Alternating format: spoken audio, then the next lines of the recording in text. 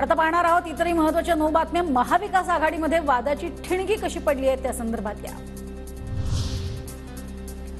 महाविकास आघाडीतील जागा वाटपाच्या पेचाला अशोक चव्हाण जबाबदार। काँग्रेस नेत्यांचा खासगीत बोलताना दावा। TV9 ला सूत्रांची माहिती।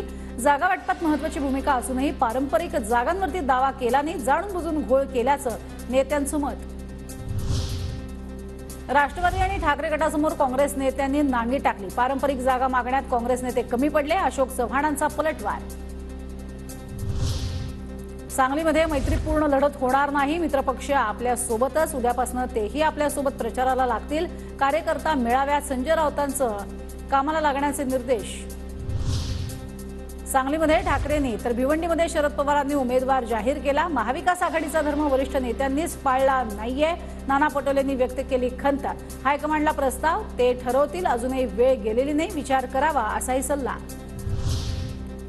आघाडीचा धर्म सगळेच पाळतायत, चर्चेपेक्षा कामाला लागलं पाहिजे, राऊतांचं वक्तव्य। काँग्रेसमध्ये विविध कमिट्या, त्यांची कामाची पद्धत वेगळी, आमची शिवसेना थोडं फास्ट काम करते, असा राऊतांचा टोला।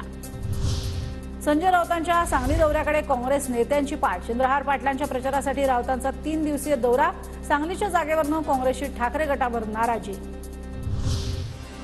विशाल पाटील संसदेत कसे जातील याची काळजी ठाकरे गट घेणार। सांगलीच्या उमेदवारीवरनं नाराजी दूर करण्याचा राऊतांचा प्रयत्न। नाराज कार्यकर्त्यांची समजूत काढण्याचं काँग्रेस नेतृत्वाचं कर्तव्य। सांगलीच्या जागेवरनं संजय राऊतांची प्रतिक्रिया। आम्हाला काय इशारा देताय, आम्ही इशारा खपवून घेणार नाही। सांगलीवरनं भास्कर जाधव यांनी दिलेल्या इशाऱ्यावर पटोलेंचं वक्तव्य।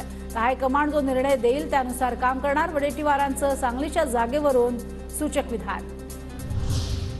हायकमांड जो निर्णय देईल त्यानुसार काम केलं जाईल। वडेट्टीवारांचं सांगलीच्या जागेवरनं राऊतांना सूचक विधान।